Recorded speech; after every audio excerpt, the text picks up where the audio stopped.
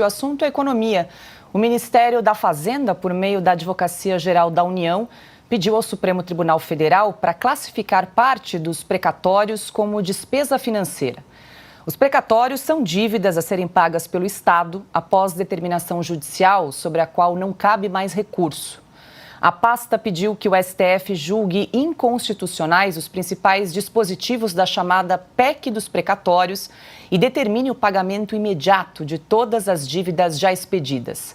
Atualmente, o estoque de precatórios não pagos gira em torno de 95 bilhões de reais.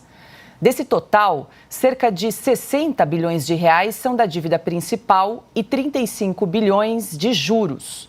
A intenção do governo é dividir a despesa em dois grupos.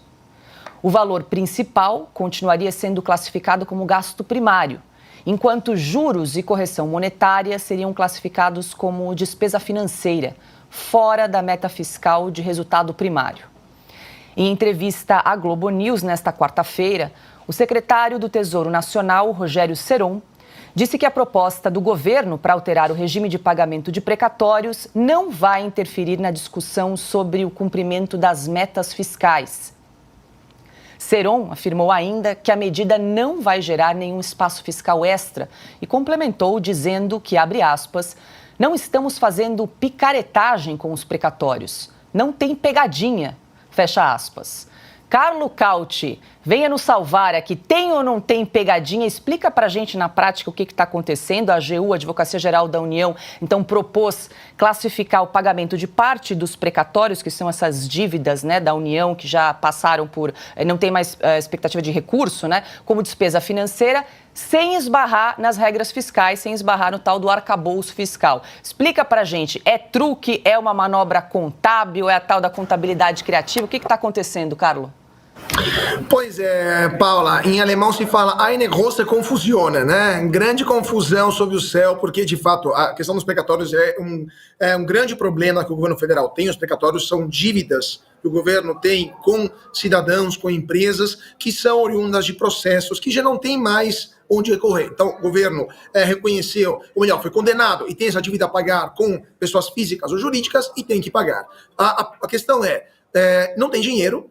Então, o governo diz, devo, não nego, pago quando posso. Só que quando posso era para ser já em 2021, se não me engano, quando Paulo Guedes alertou sobre aquele meteoro que estava prestes a cair em cima das contas públicas, né, que era aquela bomba fiscal chamada precatórios. E foi aprovada a PEC, aliás, foram duas PECs, né, dos precatórios, que jogaram mais para frente o pagamento dessa dívida, escalonaram esse pagamento, e essa dívida deveria ser paga, se a memória não me falha, até 2027. Estamos falando, de novo, de uma questão tão complexa que até os dados, às vezes, são difíceis de se lembrar, e tão detalhados também, e são difíceis de lembrar. Mas, reduzindo o tamanho da história, o governo, o que ele quer fazer? Ele tem que pagar até 2027 esse montante, mas de fato ele quer antecipar isso, ou pelo menos parte disso, tirando isso do teto máximo de gastos públicos.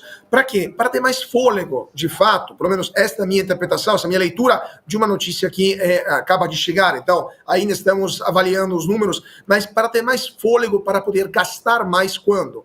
Quando tem eleições em 2026.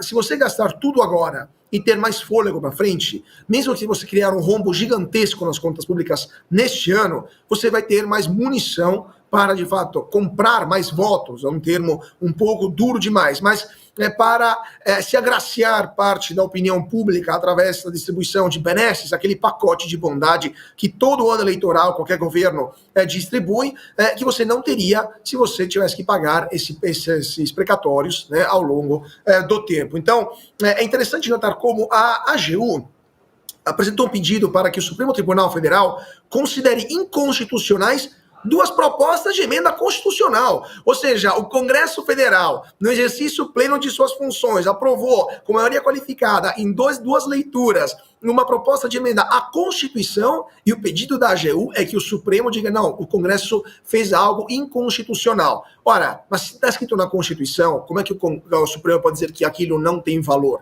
Então, é um absurdo atrás do outro, mas isso demonstra, mais uma vez, voltando ao nosso papo inicial, o desrespeito, o enorme desrespeito que o Executivo tem pelo papel do Legislativo e utiliza o Judiciário como esta arma, de fato, uma arma contra a democracia brasileira, porque se nem o Legislativo tem o poder de alterar a Constituição, usando todos os critérios, todos os crismas, toda a liturgia prevista para esse tipo de alteração tão grave da Carta Magna, aí, a esse ponto, fechamos o Congresso. Não precisamos mais do Legislativo e que legifere diretamente o Judiciário. Então, de fato, é mais do que o valor em si, mais do que essa estratégia eleitoral barata, nada mais é que uma tentativa de, mais uma vez, bypassar, desrespeitar, dar uma pedalada no Legislativo e fazer o que o governo bem entender, sem ter que dar conta para a Casa do Povo, que é o Congresso Federal.